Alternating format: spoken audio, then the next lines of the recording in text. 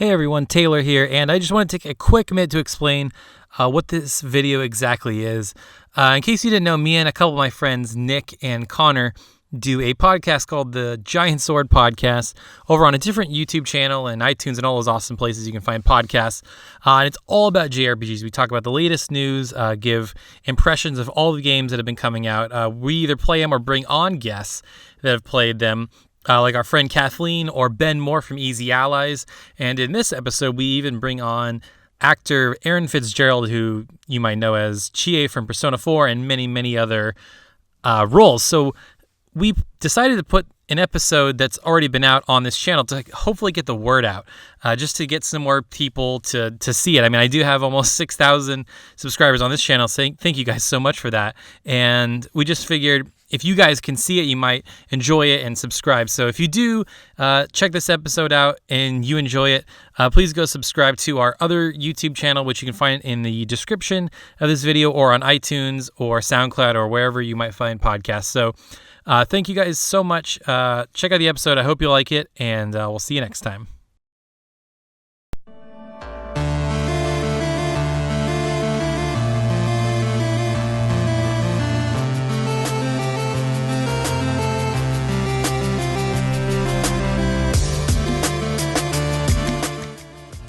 Hello and welcome to this week's Giant Sword Podcast. I'm your host, Nick Lind, and of course, to my side are my noble and hairy are Taylor Hoyt, Lady Luck be kind.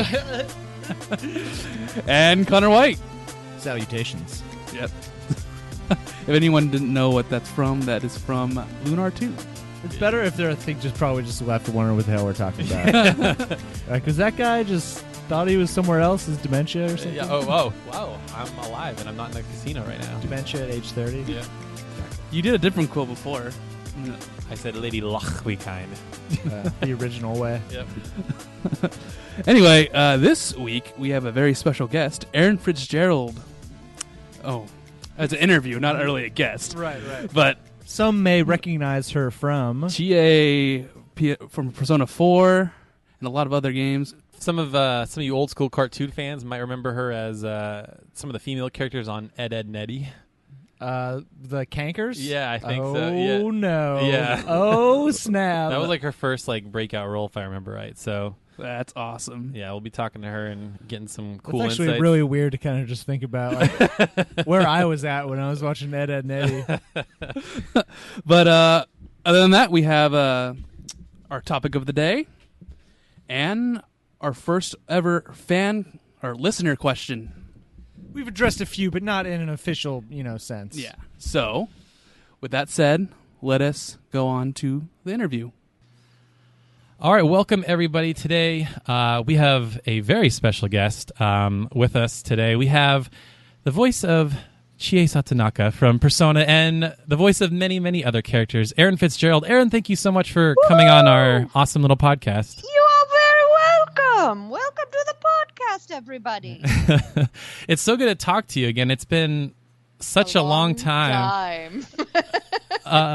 Yeah, so before we get into that story, why don't you tell our listeners, if they may not know who you are besides Chie, what are some other roles they might know you for? Oh, wow. Okay, so I work with this actress named Judy Greer, and she always says, I don't know what you might know me from, because I'm that actor as well. I have no idea what you might know me from. I have a very diverse resume, from Ed, Edd n Eddy, World of Warcraft, League of Legends, Skullgirls, Persona 4, Hyperdimension Neptunia, Bleach, Naruto, Sailor Moon, Ever After High, Monster High, Wild Grinders. I have a lot of stuff on my resume. Damn. I have no idea what you know me from. Damn. And some might be unrecognizable because as I was, as we'll get to at the kind of near the end of the podcast, I was listening to some clips and there's like a generic or a general Erin Fitzgerald voice. And then there's some where it's like, that was Erin? Oh my God. Woo! It all depends on what the boss wants. I give them exactly what they ask for. Some of them just want my natural voice. Some of them want the characters. I do not judge. I take their money. I'll talk and you give me money and it's all good. Correct. Well, I'll act. I'll be the character you want me to be. Got it. But yeah, I did want to talk about share the story of kind of how we met. Yeah, let's do it. So a few years ago, when Greg Miller was still at IGN, he had this talk show called Up at Noon. Yeah, Greg Miller, we love him. Heart face. He's an awesome dude. He's yes, the best. He is. And just randomly, I know it was all about like bringing, developers and voice actors on. And so I just randomly, because I'm such a big Persona fan, I was like, hey, Greg, why don't you bring on Erin Fitzgerald? She's the voice of Chie. He's like, all right. And then that kind of happened. Who knew he was such a fan? I didn't know.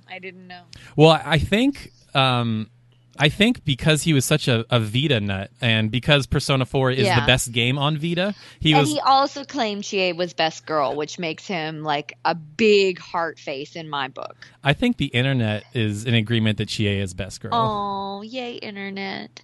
That's what I think. At least when I played it for on Golden, that's who I picked Chie. So yeah, thank you, man. Thank you to all the Chie pickers. You're supposed to pick everyone.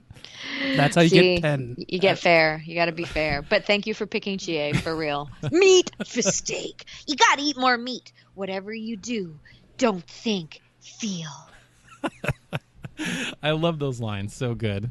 I was gathering some clips or just watching some old clips, and there's that part in the Persona 4 anime when she's running from Kanji and like the girl on the scooter comes and delivers like this bowl of meat. I'm like, whatever. No. She did not deliver a bowl of meat. Please, Taylor, let me correct you. Okay. The anime pissed me off because all they fed Chie throughout the anime was noodles, and it drove me nuts. I'm like, how is it always noodles and no references to meat? I even asked the director, can we please change one of these references to meat? I don't know if we did or not, but all the original script was just noodles, nothing about meat. It drove me crazy. It was like the anime people did not even read or play the games. Like, come on now. Crazy. Yeah, she is definitely the meat girl. Absolutely. Yes, she is. Carnivore woman. Yes. Yeah, and so yeah, then we were on the show. And Greg Miller was awesome enough to like shout me out on the show, which I like didn't really expect. I'm like, whoa, that's awesome. He's so sweet. He's so awesome. Kind of funny vids. What? Yeah, and then you guys became like best friends, and he did a really cool like one-on-one interview with you on his channel. I just happened to be in the area in San Francisco. He's like, well, since you're here, let's do an interview. I'm like, yeah, we will. Done. Easy. Totally. Yeah. Total doll. I even had my dog with me and my man. Oh, perfect. It was awesome. Yeah, I totally recommend anybody listening to go find. If you just Google Erin Fitzgerald, kind of funny, it'll probably be the first thing that pops up. Probably. It's on my website under I think interviews, and also on my YouTube under interviews. So I make sure that it's all there for easy access. Perfect. And then I've seen you like in the years since, like you guys are hanging out at parties and stuff like that. And I'd just like to say you're welcome for your new friend. Thank you so much, Taylor. That was the best introduction ever because he's so sweet. Although I haven't seen him in a long time because, he's busy taking off being a rock star. So I know. Which is awesome. I'm super proud of him and his team. His team is amazing. Everybody's amazing over there. So I'm very proud of their success. I have nothing to do with it. I'm just really grateful to be able to watch really good people get really successful. I think that's an amazing thing. Yeah, it was so funny. It's them starting off in like their spare bedroom, and they just put out a video today that they're opening a studio. That. Yeah. Yeah, woo! Go kind of funny. Yeah, that's super awesome. Yes, it is. So let's talk some Erin Fitzgerald. Let's talk some some Persona. Sure. So the original Golden, I think that game came out 2012, 2011. Oh my god. But like that this game's legacy has like endured, and like obviously there's been like a multitude of spin-offs, and like me and Nick have we followed JRPG since we were little kids, and like I can't think of another game that has like endured as long as that game has, like is that many spin-offs and that much like fanfare, Right. No, I agree. It's completely amazing to me, and I thank the baby Jesus for it because I got to be Chie for so much longer than I expected. I thought, like for video games, I don't ever expect to work more than one video game ever, and that is a gift that just kept on giving because of the fans. That was amazing. That was such an amazing run, and I'm sad that I don't get to be Chie anymore. That actually is a real sadness in my life. I was very attached to her. Yeah, like how weird was it for you to be like, oh, you want me to do a dancing game? All right, another fighting game? Sure. Like, was it like shocking? Not weird at all. Just awesome. There was no weirdness. There was just, yes, I get to be her again. And every time I would go in and we'd start, the director, Valerie Aram, who also plays Naoto, she would say, she'd take a deep exhale and go, oh, I missed Chie. And that made my life all good. Like, as soon as I had Chie on, it was like, oh, this is where I should live forever. Yeah, I love her. But does that mean we're not getting the golden anime? I have not heard anything. So unless you've heard something that I haven't heard, I have not heard anything. Oh, bummer. So, yeah. Don't know. Because it was out on Crunchyroll, I think, like a year or two ago, and it was. It still is. It's just in Japanese. Oh, okay. Yeah, it was just Japanese. Yeah. Yeah. So maybe not. Maybe not. That would be pretty awesome. There's a recent little happening that I want to ask you about. So, because you're so recognized at Chie, you kind of got out in front of this thing and you were like, hey, everyone, I know it's Chie's birthday coming up, but it's not my birthday, just to let you know. Like, well, because for the past 2 years, people bombard me with Chie birthday messages, which is awesome, and I'm very happy to receive them and say thank you on Chie's behalf.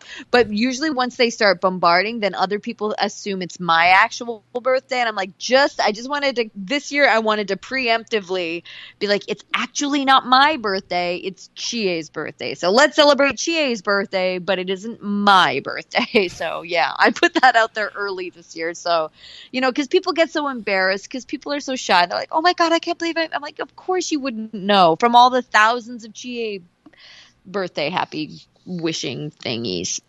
That was English. Thank you. I talk for a living. Yeah, words, right? Hard.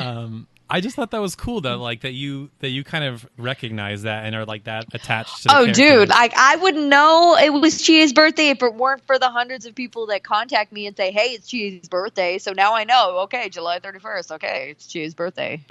So do you have it like 30th? Yeah, it's in my calendar. That's funny. It's in my calendar. Let me just double check. I think it's 30th. Yeah, it's 30th. July 30th, Chie's birthday. That's really funny. So do you know her like blood type and all that other stuff? I don't. Okay. Was that in the game? I don't know. Well, I don't know. Like usually like Japanese games in the instruction manual, they'll have like birthday, blood type, favorite TV show. I'm like, I don't know. I would just being silly. No, I don't know. Okay. I mean, I know some things about Chie, but I guess there's stuff that, because I don't own that game, I don't know. Here's an interesting question. So I know for people that have roles like the same role for years, especially like that interact with like the Japanese, like have you had any interaction with Chie's Japanese voice actor? Or do you have any? No, okay. I would love to. I have with the musicians like Lotus Juice and all of the singers. Like there was a great there's a great convention that I went to in the last 2 years in January, and Phoenix, and they invited the entire, like all the Japanese musicians. And I think last year, this year in January, they invited the Japanese Teddy. So I met the Japanese Teddy, but I haven't met the Japanese Chie yet. No. Okay. Yeah, that would be really interesting to see you guys like eat a steak bowl or something. I don't know if she would give a crap or not. Like, it's not like, I know that a lot of my American animation gets dubbed in other countries, and I don't know if, I don't know. I mean, I think only a couple of actors from other countries have contacted me and be like, hey, I voice your character in this country. I'm like, yay. But very few of us interact with each other. Interesting. Because I know, I'm blanking on his name. He's in like a ton of anime. He kind of has a more high-pitched voice. He was in Full Metal Alchemist. That doesn't help me at all. Sorry. Anyway, he was doing a separate role in a different show, and he was, I guess that was also the same Japanese voice actor. So anyway, I wasn't sure if that was something that ever happens with you. What character? No, that would be cool though. Al, the guy that plays Al. Okay, not Ed. Anyway, I hear Ed's voice actor everywhere. So maybe it is Ed. Sorry, Ed. Yeah, I don't know. But yeah, so like we were saying, like, the original Persona 4, right? It came out 2008. It's almost 10 years old now. I know you weren't the original Chie, but like obviously the hype from that game has carried into like the hype for Persona 5. So like, what does that like mean to you that you were like a character that is like so beloved in a game that's like so beloved? I don't understand the question. What do you mean? What does that mean to me? That's a really awkward question. Like for you to be like a part of a game, like be a character in a game that is like had this enduring I'm legacy. in a lot of games. I've gotten the blessing of being really popular characters in a lot of games. Now, the interesting thing is I never know they're going to be popular when I first record them. I have no idea that that character, that's going to be the character that takes off. Like I play hundreds of characters, and sometimes I fall in love with a character that nobody ever hears about and nobody ever plays that game. And there's nothing I can do about that. And I'm always surprised when I find out, oh my God, that's the character that blew up. Okay, good to know. So it's a really, it's kind of, it's more of like, I'm more of an observer, and I get to watch the wild universe of entertainment, and you can't predict, no matter how much you prepare, you cannot predict what's going to hit and what's not going to hit. You don't know. You just have no idea. So what does it mean to me? It just means, honestly, it doesn't, I'm happy when something blows up. That's a really cool thing, but it's not going to even if it didn't blow up, I'd still show up and do my job. I don't go to a video game and record a character and think, oh my God, I hope this becomes the most popular character in this game series. Not at all. I don't care whether it's the most popular when I'm recording it. I'm more focused on being that character and being authentic for that universe and actually creating something that's really honest. And I just love acting. I love acting. So I don't focus on all that stuff. Just getting all of the fan feedback later about fans who are in love with that character, that feels validating. I feel validated. I'm like, oh, I don't suck. Good to know. Thank you so much, universe, for letting me know I don't suck. I'm happy I don't suck. Because that's always the fear, because nobody really tells you otherwise. The fans are the ones that let you know whether you suck or don't. And even with Chie, like there are so many haters on Chie that to match all of the people who love her and call her best girl. So it doesn't really matter in the end. I don't know. So you mentioned that like there were characters that you liked playing but maybe weren't popular with the fans, or the game didn't take off or whatever. Like what are some of those characters that you really loved that you wish more people would kind of... Well, I'm really surprised. I expected because it was such a huge title, I expected Ural from Warlords of World of Warcraft, Warlords of Draenor. I expected that to be much more. I thought I'd be bombarded more for getting to play that character, and it was only a third of the focus that Chie got. So I thought, oh, that's interesting. I expected that to be much bigger than it was, and it wasn't as big. It wasn't even League of Legends size for me. So I thought, oh, that's fascinating. And there was another game called the Talus Principle, little indie game, but I thought for sure it was going to blow up as a puzzle game. It was so brilliant. And that character, I was so proud of that work. And the feedback I've gotten back from that game has been spectacular and just stellar. But I really wish that more people got to enjoy that game and hear that performance. I'm super proud of what I brought to the table for that performance. Yeah, I remember that game getting like killer reviews. Unfortunately, I don't think me and Nick, either of us, have played it. But nobody has. No, you're not the only ones. Nobody has. But it's a really great puzzle game. But just it was made out of Croatia. It was a smaller company, and they did a great, obviously a spectacular job. It's 5 stars from anybody who's ever reviewed it or played it. But it just didn't get out. It didn't pick up amongst the audience. You just never know. You just never know. I mean, I hope they made their money back, but I don't know. I don't know if they did. Yeah, it's always tough to tell, especially like with companies in another country, like in a small team, like in Croatia, it might be good for them, but like in America, it's like, ooh, cost. Well, they had a writer from England. Like they went really international in there. It was such an amazing team of people, and I loved the company and kind of the way I feel about Lab Zero, in Skullgirls, where I was like, I just want you guys to succeed because you love what you do and you excel at what you do. That's how I feel about Crow Team and the Talus Principle. I just want them to succeed because they were such good humans making such good art, making such great games. I just want them to succeed so badly. That's just me. Yeah, and especially like the whole kerfuffle that happened with Konami, and then eventually I think they like self-published the game later or something like that. Like that was a really weird situation. Yeah. But they went on to do like this amazing Indiegogo for their next game. Oh my gosh, now I'm blanking. Indivisible. Yeah, thank you. Yeah, like they put out this demo and they like got their campaign extended and stuff like that. Like I think super proud of them. They're badass. That we're talking about Lab Zero with the Skullgirls team, guys. Just so you know, not the Crow team. Right, yeah. They're super cool. Yeah, I think that Indivisible demo is still available to download on PS4. So if you want, and you can still donate to the Indiegogo, I'm sure. And they, like there's such just the fact that everything that they make is owned by the fans, and they take all the fan suggestions and they put it in the game. Like there's nobody like Lab Zero. Nobody's done what Lab Zero has done. They respect the audience so much more than any gaming company I have ever seen in my life. They're just amazing.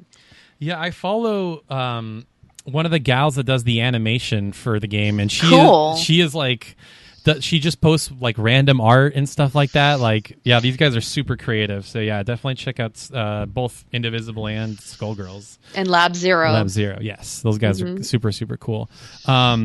So this might be another question that is worded weirdly, but like, I'll clarify if I need to, but okay. So you've played a wide array of characters. So, like, as an actor, is there like a type of character that you like to play, like something more wacky or more serious, or are you just like, oh, I'm just happy to have a role or something, or what is? I'm a working actor, so that means I'm happy to work. I don't care if I'm second spear checker to the left or if I'm the lead in a game. It doesn't make a difference to me in terms of just getting to show up and work. I don't care. It's about the people I work with. I care more about who I'm working with than the project I'm working on, as long as I get to be creative and create a character from scratch and play. I love what I do. I've been studying acting since I was 3. I am a big fan of the craft of acting. However, I feel naturally, in my natural abilities, I am strongest doing cartoons. I don't have to work hard to be cartoon characters. I'm very cartoony. I have always been cartoony. I've always, like, even when I'm doing video games, they're always like, can you not be so bright or so animated? I'm like, yeah, I get it, because I am in real life. I'm a cartoony person. I am a giant human cartoon. So I was built for cartoons, and I love it. I love video games because it's a side of acting that I studied that I was always having a hard challenge with, because it was all much more, like Shakespeare. It's Shakespearean for real. It's Shakespearean. It's all really challenging, hard stuff. So I like the challenge. I like, as I'm getting older, I'm finally getting to play those roles I always dreamed of playing when I was in my early 20s, which is like the real womanly kind of like badass warrior females. And I can only do that in video games. There's not so many cartoons that allow me to be the warrior chick. So I love that I've got a balance of both worlds. So I love that I'm a character actor. I've always been a character actor. I've always done characters like sketch comedy and like I loved Robin Williams, Whoopi Goldberg, Peter Sellers, like Carol Burnett, all these character actors. I was always into that. So that really lights me up. So to me, it doesn't matter what it is that I'm doing specifically. The reason I do the area that we call voiceover is because I'm not limited by the way I look in voiceover. I can use all of my character abilities to the fullest extent. I don't focus on voice acting. I focus on acting, and it just happens to be behind a mic. The reason we label it voiceover is so that I know, the agent knows exactly what kind of auditions to send me. This is for she's a behind the mic actor, as opposed to an on the camera actor or a theater actor. Those terms were created just to separate the types of style of acting, the different kind of like focuses, as it were. But voice acting itself isn't an actual thing until like in the last 5 years that people have termed people voice actors and thinking that you study voice acting, when it's not voice acting you're studying acting. It just so happens that form of acting is behind a microphone. So, and I put all of that in an ebook I wrote called 10 Things Any Voice Actor Will Tell You If They Were Me. It's an ebook, and I wrote it for people who ask me the question, how do I get into voice acting? And I'm like, oh, let me send you to my love letter. It's my love letter to answer that question. It's a very long answer to that very short question.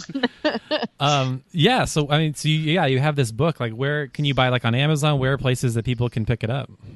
No, you just go to my website, erinfitzvo.com, and there's a link there, Erin's ebook. I think it's erinfitzvo.com/Erin's ebook, possibly. That might be the actual page. And then you can get it from there. I uploaded it on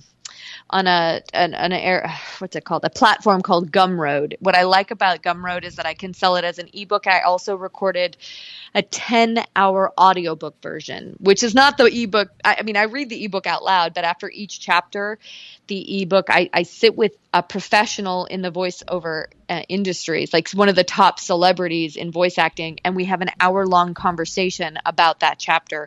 And it's just a conversation. It's straight up real about each chapter, and it ends up being like 10 hours of content, and it's gold. It's just, I had a bunch of people buy it in the first month that don't even do, acting or voice acting or anything. And in their regular life, they were just really cool fans, and they're like, I'm going to get it just to support. And they were like, oh my God, this helped me in my real life too. It's real life stuff. So I was like, oh, I didn't even think of that. Thank you very much. I'm very happy to learn that I provided good information for people. So that was cool. I was pleased with that. Awesome. Yeah, I definitely know I have prospective voice actors that follow me on Twitter. So you guys go pick up the book. Go check it out. There'll be some good tips. You. Yeah. Apparently there's life tips in there. So even if you're looking for some life advice. Yeah. So you were saying that, like, it's not necessarily about the role, but the people you work with. And if you take a closer look, like, I could probably name the people you like to work with, but I'll let you gush. Like, who are some of, like, your fellow actors that you like to work with? I want to hear what you think, and I wanted to see if you're right. Well, I totally want to play that game. Oh, well, Yuri Lowenthal obviously is the first one. My favorite. I'm not going to lie. He's my favorite. Working with Yuri is like working with a sibling that I don't even have to talk to out loud. Inwardly, we connect on a level of creative energy that we don't hear. We just have to be in the room together. We vibe, and we perform together as if we've been performing together for centuries in the same theater group. It's just amazing how he and I connect. So yes, you're bang on with that. Absolutely, yeah. Like, I was really surprised. Like I said, like when I was looking for clips, I'm like, wow, they're in a lot of games together. And and we didn't make that happen. That's not even us. It's just other people picked up on the fact that when he and I are performing, even because with video games, we're not in the same room. And we've been in a lot of cartoons together too. Like in cartoons, we're standing next to each other, but in video games, we're not. And our performances still kind of like bang on with each other. Really cool. Awesome. Yeah. And I want to say another one is Matthew Mercer, maybe. Oh, I love Matthew Mercer. He's hilarious. Everything about him. He's got great timing. He's a great performer. He's a total theater person, which I light up with theater people. Anybody who has theater training, because what I personally find about theater actors is that they work for the whole. It's about the group together. It's about reacting off of what somebody else gives you. It's not a self-centered form of acting. It's a very generous form of acting, and Mercer is definitely in that camp. Who else you got? Oh, man. Like, I feel like there's some groups that like maybe cross over a little bit, because there's like the whole clique of Laura Bailey, Travis Willingham, and Troy Baker, and they kind of tend to stick together. I don't know if your guys' circles cross over at all. Maybe, I don't know. I've worked with them, but I not in the same way, because I'm not from Texas, so I don't know them like that. But like Darren DePaul from World of Warcraft, I just adore him to pieces. And he was Blackhand and I was Ural, and we just go together like, butter and toast. Really lovely. I really love Valerie Aram, who directs all the Persona 4 stuff and a lot of the Atlas games that I'm in. Valerie and I have a shorthand. She acts in the games too, but she's also the voice director, and she is so talented. I can't even tell you how ridiculously talented this woman is. She and I have a shorthand hand where she doesn't even have to communicate with me. She just gives me a look and I know.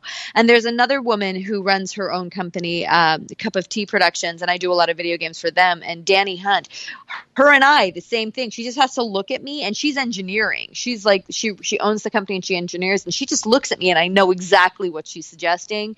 And I love that. I just love that connection with people where I'm like, oh, this is like a beautiful giving and taking and receiving, and it's an amazing universe. Yeah, there are people there are people that I'm dying to get to know as well that I haven't met yet, that I would like to work with as well. But those are definitely some of my favorites so far. And Andrea Toyas, who voice directs all the Blizzard stuff that I've gotten to do, like, she's amazing. I love working with her. She's so intuitive, and it's because video games, I don't work with other actors, so it's me connecting with the voice director or the writers or the producers, that sort of a thing, a lot more than with other actors. But for actors, it's more cartoons, and in a cartoon, you get to be in the same room together, and that's spectacular. Debbie Derryberry is so ridiculously talented, like blow my mind talented. Every line she delivers, I'm like, what the what?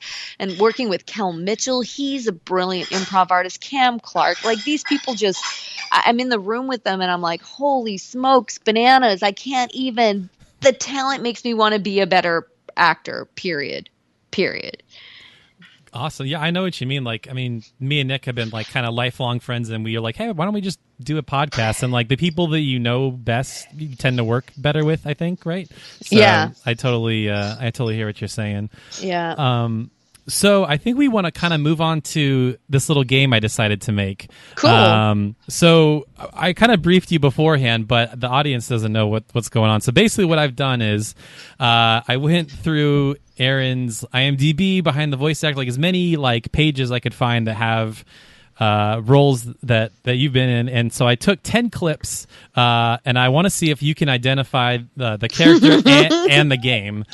Don't expect me to win this. I'll be happy if I get 3.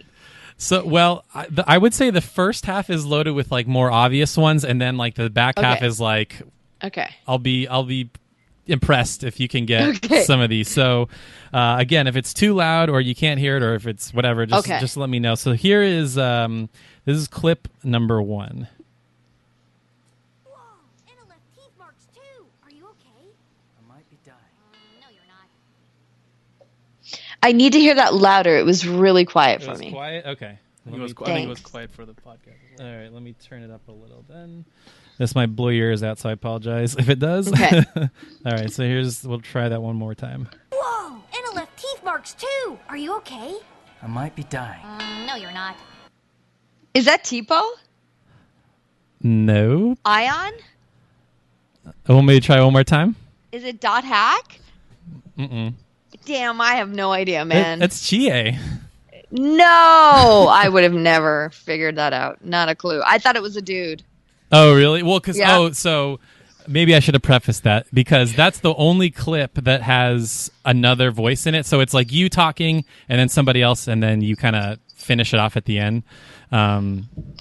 Yeah, maybe I went a little too obscure. I was like, I'm trying to find lines. Yeah, no, you can't. Like, not a clue. Okay. I had no idea that was Chie, and because remember, how I sound out of my mouth and in my head is different from playback.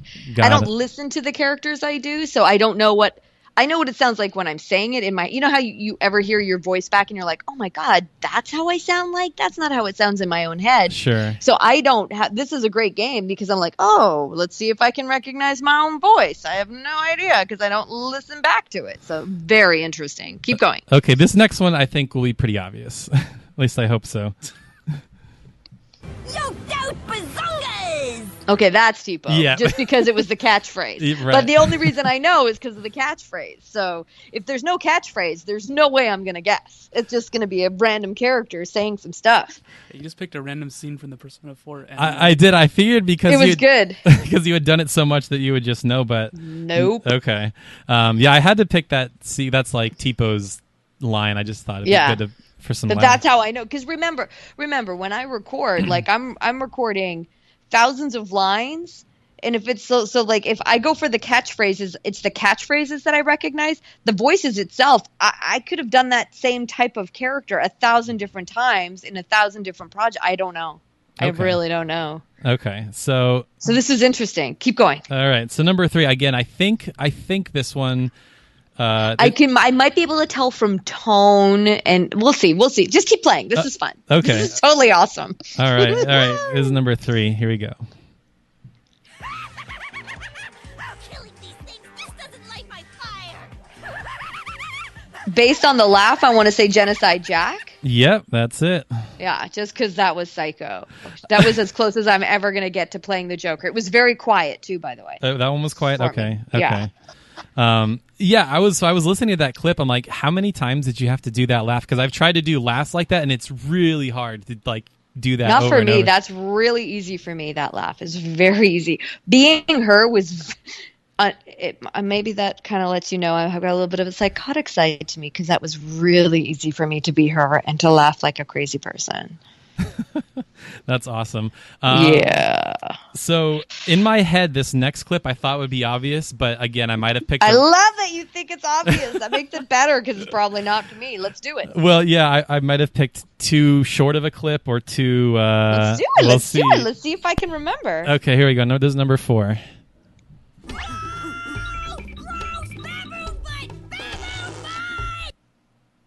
That's got to be that. I feel like that's Stubford. Yep, Stubford from Wild Grinders. Wild Grinders, yeah. Awesome. Just because of the content, baboon butt. That totally. That's yeah. Do you remember that line? Not at all. But just the way it was the scream and the baboon butt, and there's a certain quality to him that I remember. Okay, cool. All right, here is the next clip. I shall see you back to the city, and there our paths will part. You are not meant to carry this load. Is that Polka? Nope. I could play one more time if you'd like. No, it's not going to make a difference. Oh, okay. It was pretty flute music. Carrie, you're not meant to carry this load. You were not meant to... Was it Agnes? Yeah, it was Agnes. All right, there we go. Nice. So I think we're getting into obscure territory here. So it might be obscure to you. Maybe yeah. it's easier for me. We'll see. We'll see. Okay, so this is number 6. My memory is hazy, like smog. That was Summer Princess from Adventure Time, Secret of the Nameless Kingdom. Yep. That was one of my favorite performances ever that nobody heard. I love that one. That was so much fun. Yeah, because I was looking through your page. I'm like, oh, she was on Adventure Time. That's awesome. Yeah, it was awesome. So was that like a movie or something like that? No, a video game. Okay. Cool. For the Nintendo 3DS, I think. Yeah. Got it. Okay, so this one was quiet when we tried earlier, so okay. I'll try to make sure it's a little bit louder. Your ears, or it's gonna be quiet. Yeah. So okay. Prepare your ears. Oh, this is fun. Okay, here we go. For 3 days and 3 nights, the instructor forced us to perform this dance until suddenly he said, "Damn it, I got the wrong truth," and vanished completely. Holy shit, what the hell was that? Wait. Instructor said, was that Bullet? Yeah, wow, nice. Nice, because it was the content, because she had to do the dance things, and she was like, what the F am I doing here? Right, content. Okay. Didn't recognize from voice, not at all from voice. Okay, well, I tried to pick something a little bit more unique, because that's one of your, like, deeper voice It was, roles, yeah. and it was deeper in the content, too, so well done you. All right, okay, here we go, number 8. Could you take me with you, if it's not too much trouble? Emperor Peony entrusted me with his letter of peace. So I'd like to report to him about the Xeriuth rescue operation myself. Crap! What the hell was that? Was that Dot Hack? No. You're in the right era, but not Dot Hack. Was it Tails? It was Tails, yes. Ion? Yeah, yep. Phone Master Ion, yeah. Holy crap, that was a long time ago. Yeah, we're doing some deep cuts. So this one, I have never even heard of. So I was looking through. I'm like, wow, I have not even heard of this. This should be interesting. So I love that I didn't get Chie, but I'm getting most of the other ones. Like, that makes me super happy. This is good. Okay, yeah, here we go. Number 9. Let's say that the suicide bombers believed his voice was divine. So then, why is it that every person who has heard it has gone on to be a suicide bomber? It just doesn't make sense. Is that... Oh, wait. Hang on. Oh. Suicide bomber. It just doesn't make sense. So it's not Raccoona, because she wasn't French. Oh, crap. Who did I play? I don't know. So apparently, I don't know if this was a show or a game, but it was called 009 RE Cyborg. Oh, yeah. That was a movie. Yes, that's it. Françoise in 009 Cyborg. Yes. Oh, that's why it was. You went from games and just jumped right into one cartoon. So that was anime. That was an anime film. Oh yeah, there's no rhyme or reason to. I love that. Yeah. I honestly haven't heard any of my performance in that. Not at all. Okay, so this is very cool. So this is the final clip here. So how many have I missed so far? 2? I think or only. 3? I think only 2. I think it was. Chie. I love that I missed Chie. That makes me so happy. And then I think that character, her name was like 003 Cyborg or like Francois. No. Her name was Françoise. Françoise. Yeah. Okay. Oh yeah, she might have been 003 too. Yeah. Mm-hmm. Okay. So this will be fun. So here's the last one. Anyways, I'm out working, right? And it's kind of slow, so I'm getting ready to pack it in for the night. No. Comes this cream puff of a rolls. No.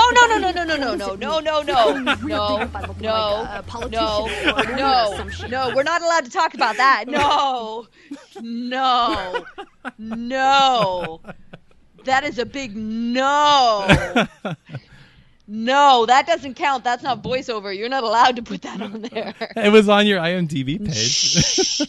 No, I tried to delete it. They wouldn't delete it. Oh, okay. No, we're not talking about that. Now everybody and their dog is going to want to know that one. No. Good job, No, that's Taylor. the one credit where I'm like, please bury it. Please nobody ever find out. Please. It was my first feature. Oh, no, shameful.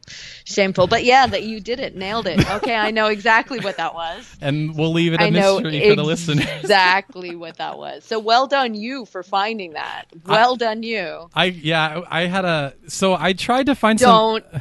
I won't say what it is. It was my very first on-camera performance ever. I went straight from theater to booking that as my first on-camera performance, and it feels very theater. The whole thing. It's so bad. It's awful. It's torturous, and I wouldn't wish it on anybody. But I loved it, and it paid for a trip to Australia. So I love that. Awesome. I love the project, but nobody needs to see that. Nobody needs to see that. Walk away quietly. Yes. Well, so what I was actually trying to find, like I was reading like kind of your early roles, and like it said that you were like in an episode of X-Files and stuff like that. Yeah. Mm-hmm. And I was like, that's going to be really hard to like sift through all these episodes and try to find like one line. Yeah. I had like one line in episode 100 of the X-Files. Yeah. Oh, awesome. Yeah. So yeah, that whatever that thing was, I don't know what it was. It will remain a mystery. The internet will have to... love you for keeping it a mystery. Thank you. People will find it if they really work hard. And you reacted exactly what we wanted to Yeah. do. Oh, you did. You got it. That was why you saved it for last. I did. You totally like, oh, snap. You guys just outed me. Well done. Well done, you. Well, I had never seen any of your on-camera performances, and I was like, oh, this. And nor should anyone. There's a reason why I do acting behind a microphone. Oh, that was fun. Shameful. That was shameful. Well, Not fun. I really enjoyed it. Just for the record, I enjoyed the project. It was insane, but it was so bad. It It's like, if you could call it a D movie, I would call it a D movie. It was so bad. And it was my very first on camera. So, and the directors didn't direct either. Like, all the direction I got came from the 2 lead actors, because the directors were so busy because it was their first feature film. Mm-hmm. And I was like, they didn't know anything. And I was like, oh my God, I'm acting like I'm acting on a theater stage. And the film actors they didn't even help me. They were like, well, yeah, that was good. I'm like, no, I know I'm not acting for film, and I don't know how to, because I knew that what they were doing was totally different from what I was doing. I'm like, how do I be more like them? I was on the job training that project. Hey, we all got to start somewhere, right? We do. But you can see that's a good illustration of my cartooniness, because I was very animated in that. Mm-hmm. Absolutely. Jeez, wow. Well, thanks for playing our little game. You did You're pretty well, I guess. Thanks. I shouldn't have picked some as obscure lines. I thought for sure, like, I would have tripped you up, like with the Tails characters or something like that, but. Yeah, so pretty good. I think that was what 2 out of 10 or 8 out of 10.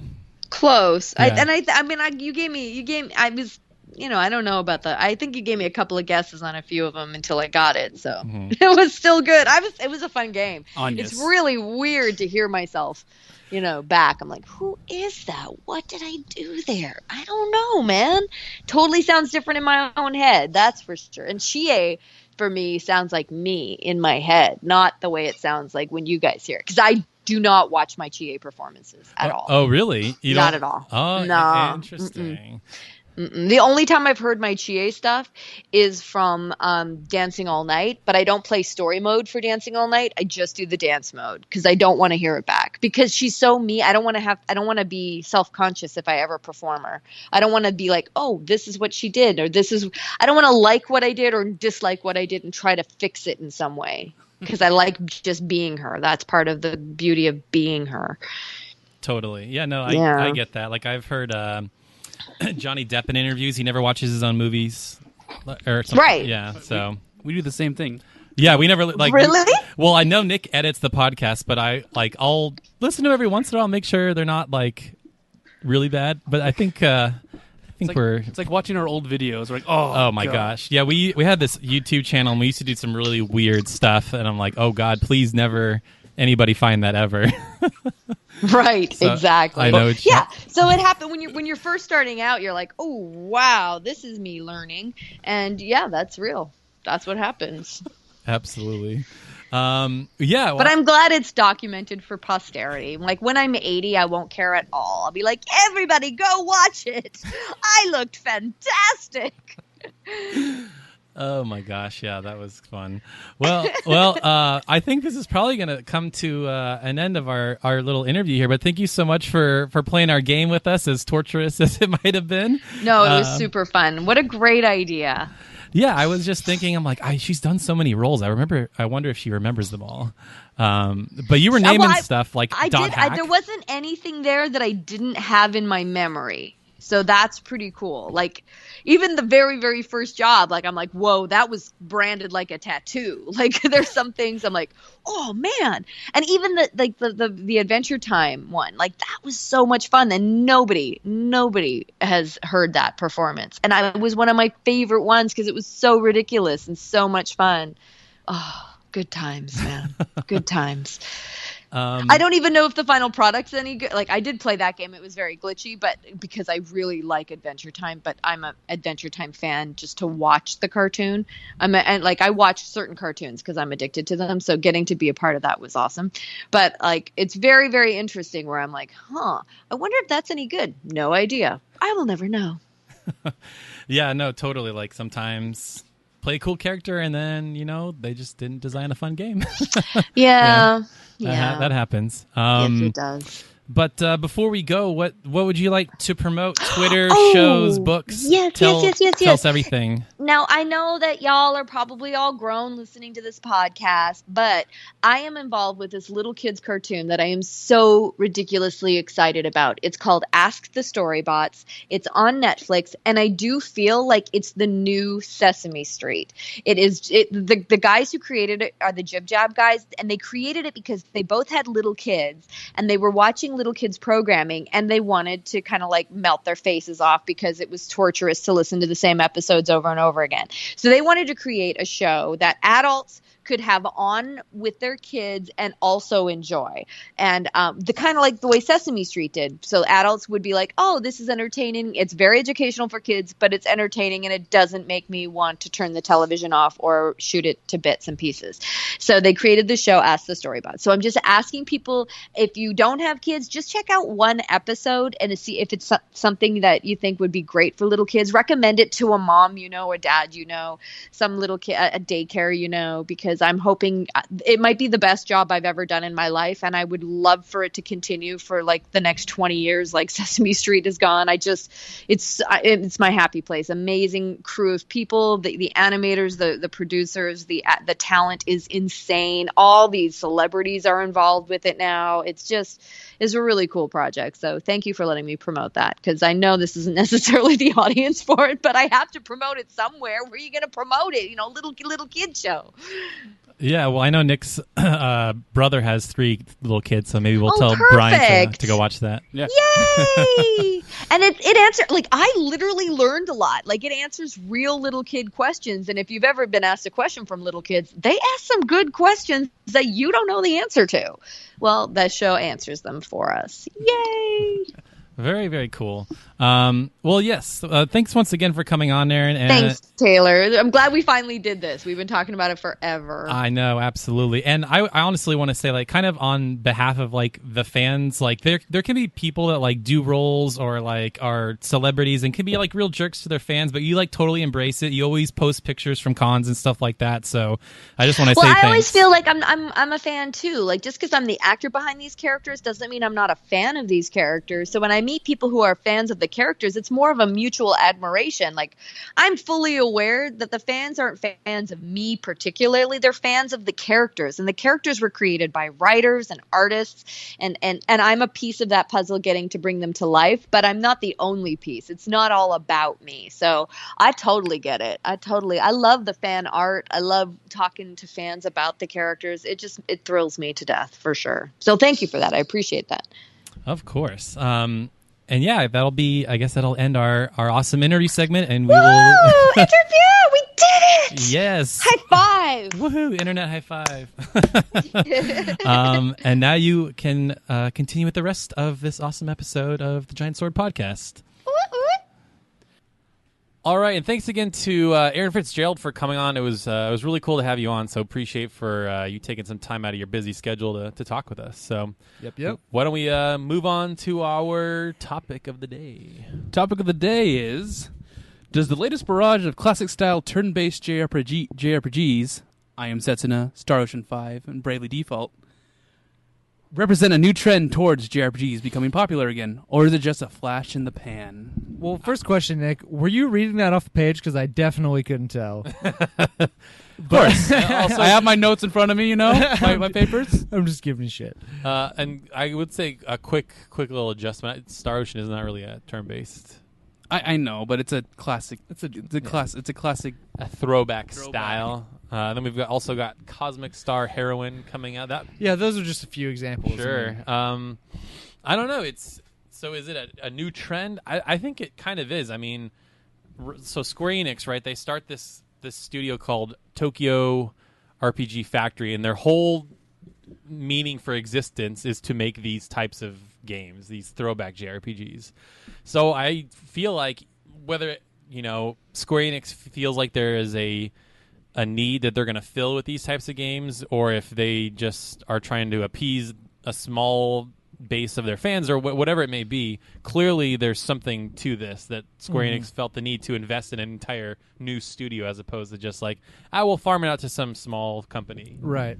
You know what I mean? Because if they were just kind of like throwing out a little side project, that's like how they would do it. They'd just be like, give it to somebody else.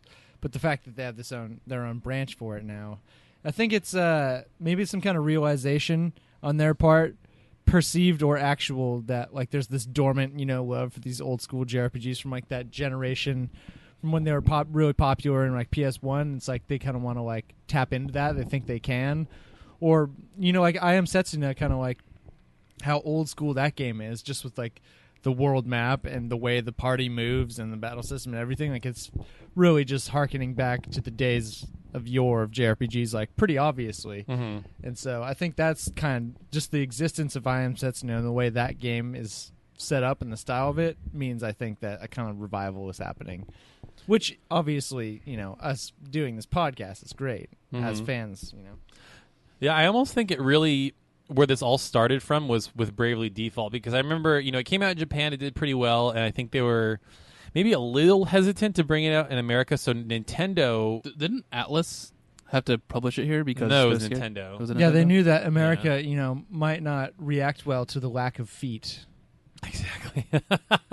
It's a pretty revolutionary concept. Right, yeah. So, but then I think it sold better in the West than it did in Japan. I think that really surprised Square. They're like, we didn't think people wanted these games anymore. And they're like, no. If you do it right, we will absolutely buy these in droves. Mm-hmm. And I want to say the West alone, it sold like 500,000 copies or 600,000 copies or something like that, which is really good for a, throwback style JRPG that. Yeah, like this is not we are not the demographic for that, like the USA. So for it to do so well is like definitely a good sign. I almost feel like in a weird way, Ni no Kuni is almost a throwback JRPG too, if you really think about it, because you're talking about like the world map and stuff like that. Like, really, games don't do that anymore. Yeah, well, I think they wanted to throw back with Ni no Kuni because of the failure that was White Knight Chronicles. So they tried some much beloved game is on that the like show. A running joke now? I think it is. It has to be a weekly shout out to White Knight Chronicles not being good. it's not. I still never played it, so it's just like this mythical thing in my mind. Like now this you want to play it, don't giant you? monolith of suck. Now I kind of want to know. Yeah, it tried to be like hip and modern and like with the MMO style, and it was just awful. It was just so slow and boring, and the characters were just like clay dolls, and it was just boring. Well, thankfully that died. So exactly. I'm back to where we're here. Yeah, but no, I forget when Bravely Default, the original, it came out 2014, right? It has to be 2014 because we were in that apartment. Yeah, that's right. Okay, and then Ni no Kuni came out in 2013 in the States. So I think there really is this like love for like these old school type of games, and we're getting a Ni no Kuni 2. We got Bravely Second that came out earlier this year. I don't know the month, but and like 3DS also kind of sneaky good console for RPGs. Man, absolutely. That's I think that's a perfect way to put it. Yeah, handheld is really never thought of as being the place to find great RPGs, but it's kind of changed in the past few years. Right. Well, I almost think it might be a budget issue, right? Like, because if you think, I went and did a little bit of research, and I forget if this was on the podcast, if we were just talking about it on our own, but we were talking about like, why isn't Game Arts doing more Grandia or more Lunar? And I looked it up, and that studio is super small. I think there's only like 30, 40 people or something like that. They're pretty small.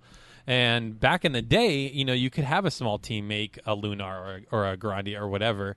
But I think now the budget has to be so big to kind of keep up with the times. But I almost think... Right, because the graphical demands and everything, the quality that's expected from these games is so high. I think they think that they need to make it look like Final Fantasy 15. And I think I Am Setsuna has showed them that it doesn't need to be that way. Well, that's so awesome that it can buck that trend, because then it's like all these great ideas that didn't have the funding to or they thought didn't have the funding to come to life. It's like, oh man, and I mean, we'll get, other just like 8-bit style games that have come out recently that have been popular, like, Shovel Knight or what have you. Sure. Stuff like that. Rogue Legacy, etc.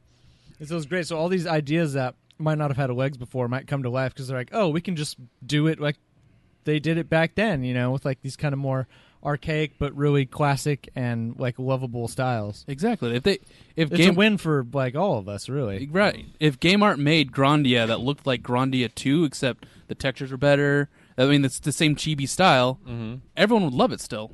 I think, how funny would it be if somebody did like a super throwback, like really early PS1 style, where it's like, it is like the low poly character models and the backgrounds are pre-rendered and stuff like that. Like, how awesome would Because that it seems be? like all the throwback, style graphical styles in like recent games have all been like 8-bit and 2D and stuff. It'd be just so funny to see some like a brand new game with like Final Fantasy VII style crappy polygons. That'd be amazing.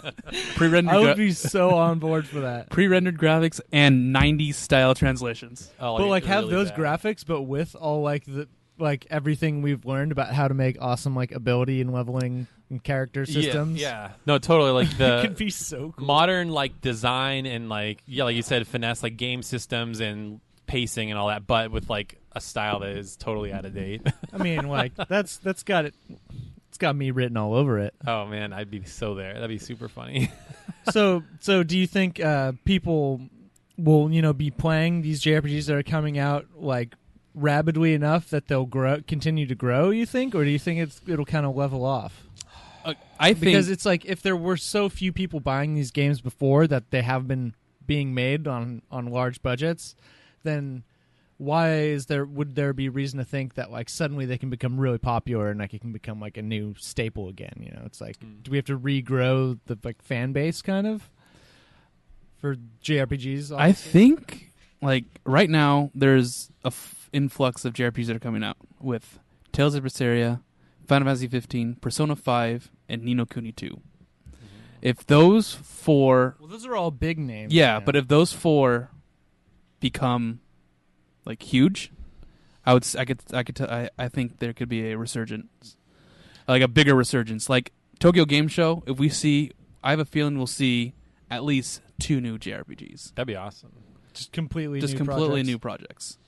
Well, here's kind of here's why I think there's this resurgence, because last generation infamously like they were kind of missing, because on PS2, if you think about PS2, it was almost as many JRPGs as there were on PS1, right? We had Two Dark Clouds, Rogue Galaxy, sorry. We had Dragon Quest VIII. We had. They were just somewhat kind of not as memorable, or they kind of like blended together a little. That's my personal experience. I speak for myself I think that's only. true. I think it was just like a point of our lives that we just stopped playing them for a little bit because we just didn't know.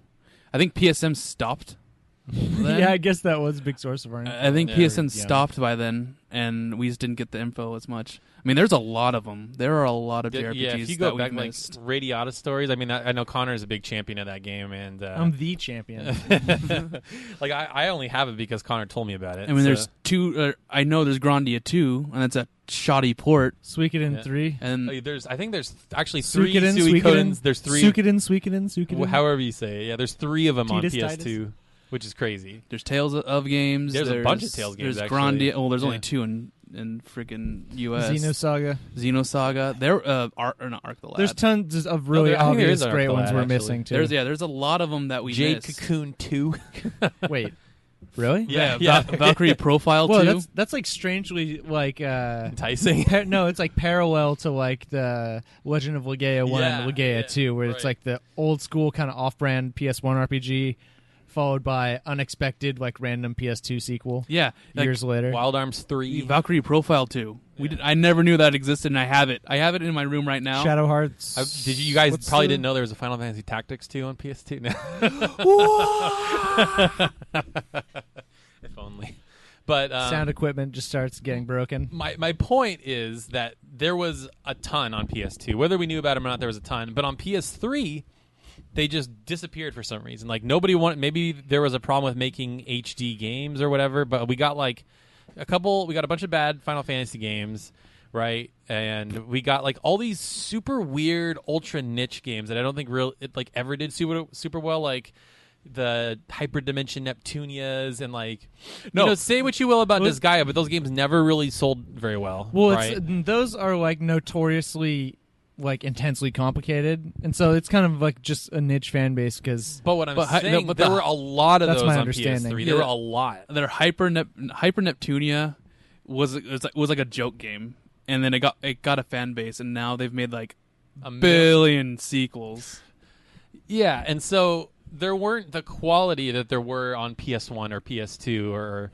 And then there's Ni no Kuni. And then Ni no Kuni just like a is shining like, gem in the. And honestly, I think I would maybe throw in Grace's F, Tales of Grace's F. I would say a lot of the Tales games are pretty good. But there's you can count them on like one hand, I think, of like the great ones. But on PS1, PS2, you needed like a notebook to like take notes and keep track of them all. And you're wondering why? You got to break out the ledger. Yep. But giant book. I think there is this resurgence because it was gone for a while. They weren't on the big consoles where they used to be, and now there have been a few good ones, and maybe they've been on Vita or 3DS or whatever. And I think there is this hunger because now there have been some quality ones, throwback and non-throwback. I could tell you why that happened. Like that generation was the Wii generation, and that's where the masses, the casuals, joined the video game crew. And then they only liked, the Call of Duties and the Western style games. And that's where, all the JRPGs started to try these westernized JRPGs like Resonance of Fate and stuff like that. Resonance of Fate was a weird one. And people just like no one they didn't sell that well because they weren't selling the millions and millions and millions that Call of Duty's done. And like if you're just trying to emulate something else, that's not really a project of passion. It's exactly. Not really so through. Then now PS4 came out, and then that group of people has moved on to iPhones and iPads and all that stuff. So that sect is gone, and now the core gamers are still there, and they realize that those core gamers still like these JRPGs, and they're selling like crazy again, or selling good, and they're like, oh, we don't need multi-million sellers to make these games. A lot of people who grew up on those first like PS1, PS2 games, like they were young when they got to play all that stuff, and then during like kind of the the late PS2, PS3 era, like we're all like super busy, going to college and doing all this, and now like a lot of us have time to like be gamers again on the side, Right. So, or at least that's the case with me. So I have kind of like more love and time to spend on these titles. Exactly. Than I did before. So that's what I think the resurgence is happening. That's a pretty good historical timeline there. I think I could definitely. I remember living through it. Behind that. Oh yeah. It pissed. Like I was mad because I was like, stop catering to these people. Were you mad with the capital M? I was mad with the capital M. And 2Ds. Dude, 2Ds. It was just. I saw it happening, and I know why it was happening, and I'm like, stop catering to these people. And then and when PS4 came out, I saw that they stopped. Yeah. And I was like, thank you. Well, I think to Nick's point, I think where the future of JRPGs totally lies within these big 5 Hallmark titles coming up, right? Starting with technically Persona 5 comes out before Final Fantasy 15 in Japan, so right, we got Persona 5. I think Tales of Berseria is already out in Japan as well. You think it's like kind of like a watershed moment? It can make or break. Yeah, because the next era of games. And then I almost would throw in Kingdom Hearts 3 in there too. That game I think is not coming out till like the end of next year, maybe early 2018, because that game's been quiet forever. But yeah, if you think about it, we got Tales of Berseria, Final Fantasy 15, Persona 5, Kingdom Hearts 3, and Ni no Kuni 2. Like those are some heavy hitters. Those are coming like, off the top rope. Yeah. Oh, and Dragon Quest 11 too. I mean, we haven't seen that yet. They had like some weird off-screen thing that had no NPCs, but I think, and it's coming to PS4, and it will probably come to the West. They'd be stupid not to bring it here. I mean, we're getting Dragon Quest Builders. I'm pretty I sure. know, right? Like that thing's super, like, yeah. But I think with those big 6 games, like the future of, at least on consoles, I think it will depend on how well those do. Like if they just kill it, or at least sell like a couple million copies, then we're fine. And I think a few of those have a better chance than others. Like maybe this is just me being the Persona fanboy, but I think Persona 5 seems the most fresh. And I think I was at Stay fresh, guys. Shout out to. Do you think the fact Splatoon. that sorry, this is kind of random.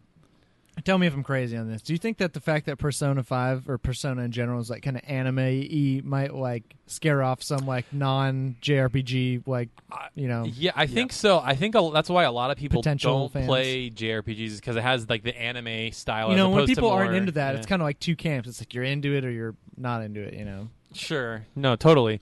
It's just the anime. It's like it's over the top sometimes, but it's the Japanese culture that I think throws people off. It's different from right. Yeah, I guess it's just kind of like the humor's a little different, and some people are kind of caught off guard by that or Sure. not really into it. Well, as a quick little side note, so I was in Arizona this last weekend at a game convention, and I was at one of the panels, one of the more full panels. There's probably a good 200 people in there. Now again, this is like a subsect of like the most hardcore gamers, so take this with a grain of salt. But they asked the crowd, he's like, they did like a show of hands, like, okay, who's more excited about Persona 5? And then they asked who's more excited about Final Fantasy 15, and like by far more people said Persona 5. So again, that could just be, we're at a hardcore convention with hardcore. Well, also, I think part of that could be that most people it's pretty much a guarantee that Persona 5 is going to be awesome. And Final Fantasy 15, it's kind of more up in the air. Right. So Yeah. I think that might be part of that too, where everyone's like, Persona 5, yes, yes, yes. And where with Final Fantasy 15, they're like, kind of more we don't know. take a measured response. Right, because the last couple have not been up to the standard that we expect of Right. Final Fantasy, at least the old games. And And the last Would few you- showings have been kind of off. So the floor of Persona 5 is much higher than Final Fantasy 15, but is Yeah. Final Fantasy 15's ceiling higher than Persona 5? yeah, I don't know. It has a lot of potential. I think it has the. I almost feel like I know what we're gonna get in Persona 5. Right, like I've seen enough trailers. Yeah. But they have not really shown a lot of in-depth stuff. They've shown you driving the car and walking around the field and warping and fighting. But like, what I want to know is like, how deep are the dungeons? What kind of are we going to get? Like, those old school like hunts for summons where you have to go look around for them, like old Knights of the Round where you had to go to the chocobo races and then figure out what can I do with this gold And, like- chocobo and stuff like that. And for me, like, how vibrant are the different locales that you go to? Yes. Like, that's huge. Like, I want to, like, I'm happy when there's an area that's like bright blue, and then there's an area that's bright red. You're in like the magma cavern or whatever, and then Totally. bright green jungle forest. You know- into a, and then you go into the dank dark dungeon. Right. It's like it feels more fitting. You know what I think is going to happen? I think Final Fantasy 15 is going to do horrible in the... No, okay, hear me out. It's going to review bad in the West. Okay. Because they've been showing it off as like, oh, look, we're all westernized and modern now. Will we like it, though? And then we'll play it, and we'll realize it's a Final Fantasy game. Right. And the locales, like you say, it's like super, like, foresty and like cool We've areas. seen the graphical output of that Yeah. game, the potential there. Yeah. But it's like super Japanesey and everything like that, and it's like Japanese. you know the culture. Yeah. It's not like hamburgers and stuff where I want to eat my hot dog. You know what they do sometimes. Yeah. Like Zell in the cafeteria. Oh my God, with the hot dogs, yes. They're all out of hot dogs. No. That was such a funny joke. Yeah. So random. It made me want to buy hot dogs. Like I remember me and my buddy Josh that we were playing Final Fantasy VIII together, and we got to that part. I'm like, "You want to get some hot dogs right now?" I can't believe that's a thing. I was just randomly saying hot dog. Yeah. Remember, I haven't played many. I know Final you Fantasy games. you were doing a girl Chan thing, right? Yes, Yeah. I was. But yeah, that's like insert hot dog joke. Yeah, I expect that to happen. If I'm wrong, then I'm wrong, but I think that's what's going to happen. Well, I also think too, in a lot of ways, because like Connor said, it doesn't have an anime art style. It almost can be perceived in some ways as a Western style RPG, right? Open world action combat and stuff like that. It will be impossible to avoid Witcher 3 comparisons. I think That's what I think people are going to say or think. It's like, oh, it's The Witcher 3. You're gonna be like, oh, but then they're it's like, not wait, The it's Witcher not The 3. Witcher 3. Yeah. And Witcher 3 won like every Game of the Year award ever, and it has like a really high Metacritic score, and all the expansions were really awesome and stuff like that. So I just don't know. I don't think Final Fantasy 15 will be Witcher 3 quality, but I don't necessarily expect it to be that. I just want it to me. I compare it almost to Star Wars Episode 7. It's just like, just don't fuck it up. Just don't be dumb, and Yeah. I'll be happy. Yeah, totally. But you know what? That resurgence, go back to the resurgence. Yeah. There's one big factor that we totally forgot, that there is a resurgence.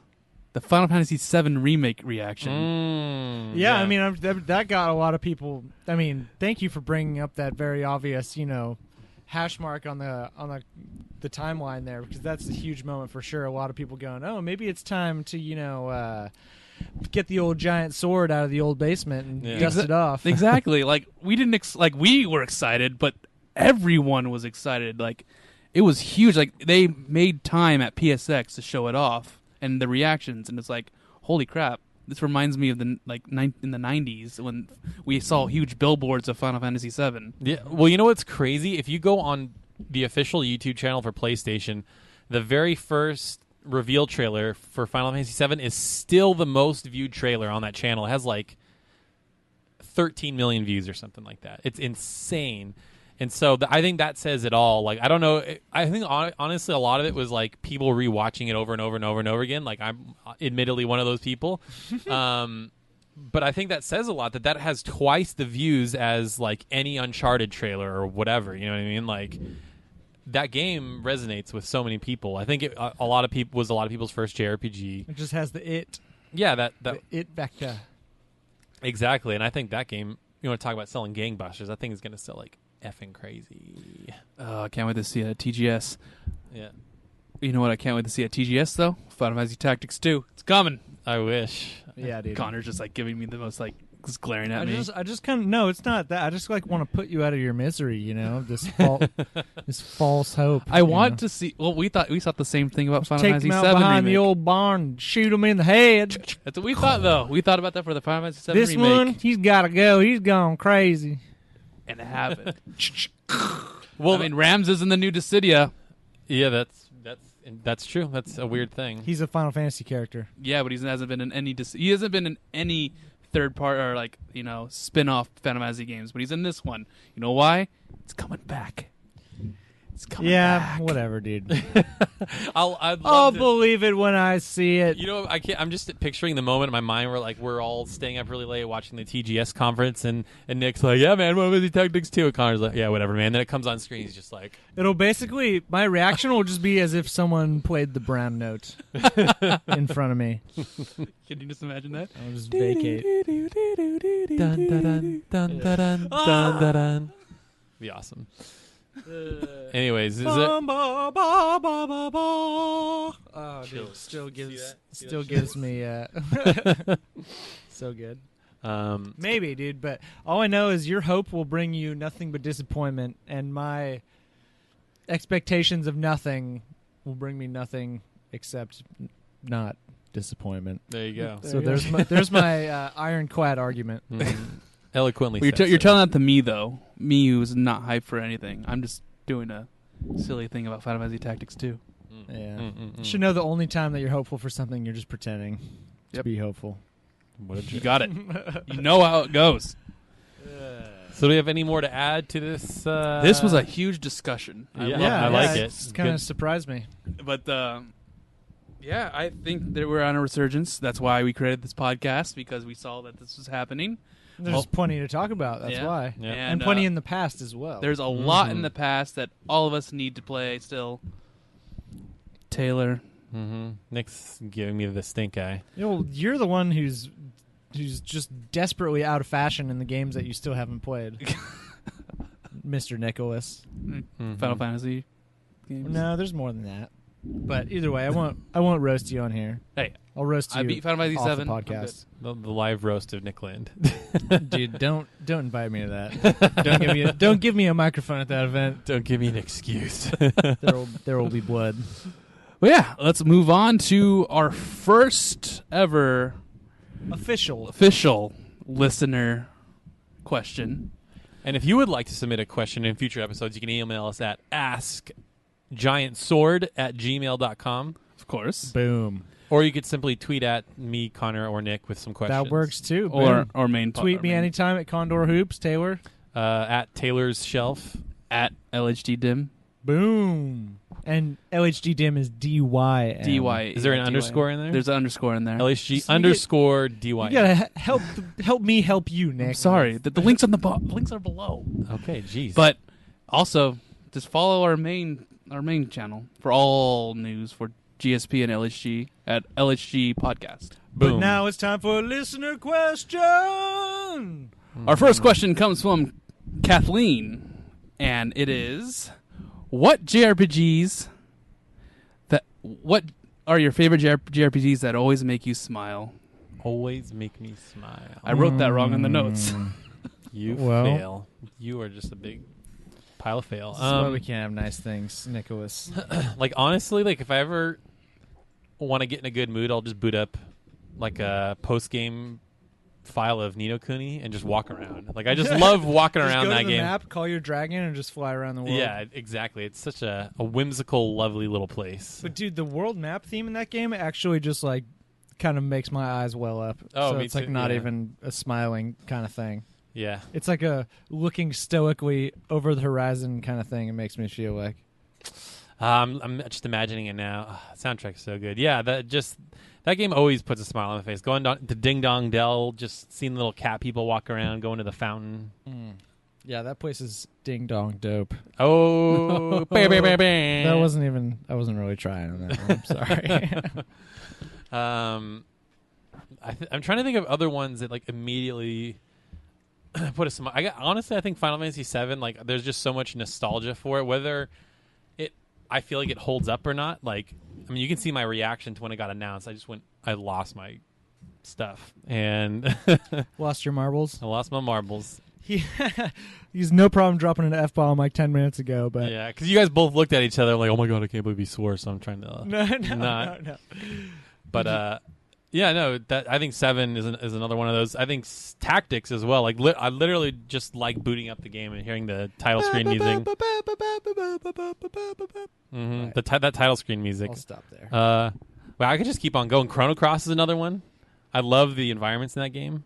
Just going to Termina or Arnie and just being like, this would be a great place to just live. Just a little village, you just fish all day, go swimming, hang out. You don't even like playing the game. You just like being there. And Yeah, me too. around. You're totally right. I just love being in cool spaces and games.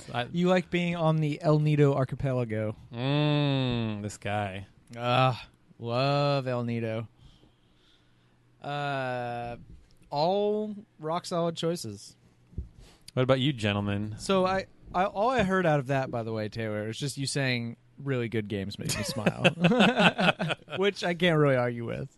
So that's fair. I think it's being in specific locations in those games is what makes me smile. Like if I was in like the Island of the Dead. What is the island place where all the bones are? Island of the Damned. Damned. I was close. I'm like, I wouldn't like being there. That place doesn't make me the smile. Isle of the Darned. Isle of the Darned.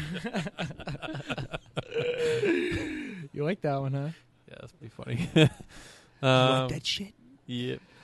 So for mine, I'm going to pick one because I respect, the time of my other hosts here. Unlike, oh, really? I don't respect your time, so that's why I just went on and on. That's what I'm saying. That's what I'm implying. No, but I'm going to go really, really simple, kind of easy one. It can be thought of as a cop-out, but I think if you think hard enough about it, you'll see that it really is one of the most smiliest of JRPGs that one can play. And that's just any Pokemon game. I knew you were going to say Pokemon. I knew it. Well, I knew it. Am I wrong? No, you're totally not I was wrong. expecting you just to pull our tails and say Xenogear. Yeah. Like, what? Yeah. No, how could you not, right? Pokemon's just super jolly. Yeah, I mean, it's like one of those worlds that's like, it's fun to play that game if you're in a bad mood because it's just like so idealistic, like everyone is so happy and there's like all their problems are so trivial, and it's like they just hang out with Pokemon and like some assholes in stupid costumes run around and try to do bad stuff, but even they are like a little goofy, goofy as hell and not scary and probably total wimps, right? And so it's just like, I don't know. It's everything is always right in the world of Kanto or Hoto or Johto, whatever. Whichever Pokemon world you choose to inhabit by the game you select. But, it's just like, wouldn't that be a nice world to live in? There's no totally war or genocide in the Pokemon world. There's happy, fun smiles, Pokeballs, potions, and that's about it. There are people trying to commit genocide, but they can't because they're so silly. Yeah, they're so goddamn stupid. We're Team Aqua. Wario. Terrifying. Gwahaha. What about you, Nick? Do you smile still? No, I don't. He's dead inside. I am dead inside. Does your soul still contain mirth? When I want to be, when you grow up. When I grow up. Who's your daddy and what does he do? When I want to be happy, I usually put in a game that has good characters, funny moments. So my top 3 choices is playing the beginning of Grandia. Ah, yes. The first. Your answer to every question for the past 4 episodes? Exactly. It's riveting stuff. It's great. It's great stuff. It's just like the beginning, like the first 6 hours, all the way to like when you get to the new continent. It's just a lot of funny stuff happens there, and it's just very cheerful and joyful. Second one would be. It's very cheerful and joyful. Second one would be Trails of Cold Steel. I just like the characters in that game. It's always fun to be there because all the hijinks that happen in that game are always funny. Love a good hijink. A good hijink. Good hijinks. Can hijink be singular? I never heard. I know that they're most commonly in groups. Okay, but I don't see why one couldn't fly solo. Okay. I just never heard it used singularly. Well, did I use it singularly? Maybe No, you just Connor. have to, Okay. maybe you just I thought he was. have to expand your horizons. I guess. I thought he was just maybe making that's fun of my maybe that's the saying. issue. No. He was just being silly. And then, just great world. I mean, it's a serious world, but it's a great place to be. Just spend time there, walk around like Taylor likes to do with good music. Mm-hmm. And then my last one is Persona 4. I mean, I don't even know why you didn't say Persona 4, but Persona 4 is just same thing. Because he's already wearing the shirt. So. Yeah, exactly. Yeah. Well, for me, Persona is a little bit more involved. You can't smile right away. You can't just boot up and start smiling. You have to all right, let me play for a little bit. Then I can smile. But That's those other games are a little bit more immediately you got to risk satisfying. it to get the biscuit, huh? Yeah, Exactly. that's true. Ooh, man, Connor's just full of it today. Yeah, I know. But yeah, that's just playing Persona 4. I mean, we've beat it, so booting it up first, I just start smiling because I know what's gonna happen. I'm like, I can't wait to see this again. So it's fun stuff to do. Exactly. Also, honorable mention to Final Fantasy IX, just because you start that game in Alexandria, that big old city with all those zillions and zillions of NPCs, all of whom are fun to talk to, all kinds of mini games everywhere, all kinds of little goodies to find in each little nook and cranny. Oh yeah. Just a great opening to a game. Definitely it'll warm your heart, put you in the right Playing a little frame of jump rope mind. with Vivi. Yeah, exactly, even though he's horrifically uncoordinated. Yeah. But he could throw a fireball at your face, so he doesn't need to be coordinated. I guess that's fair. If I had that option, I wouldn't probably learn many other skills in life. I would probably just rely on my fireball skills to carry me through basically everything. Totally. You wouldn't want to fly and stuff like that? No, just, burn you alive instead. I don't know. Ow. That hurts. So that's the episode. Connor. Subtle. Now that we're spinning our wheels. But yeah, that would be the end of our episode this week. And thanks for listening. Be sure to leave us a review on iTunes. Or a comment. Or can't use comments on iTunes. Yeah, you can. Just get creative. You could leave a review, which has a comment section. That's what I said. Leave a review on iTunes. I'm sorry. I'm going to shut the hell up now. But you could leave a comment on YouTube. It'll help us out. If you're listening on YouTube, be sure to subscribe, leave a comment, and like. And if you have a question for us to answer on our question segment, just message us on at I can't even think of the word. AskGiantSword at gmail.com, of course. Duh. And we come out every Tuesday. Boogly boogly. GSP. And we are now out. Late.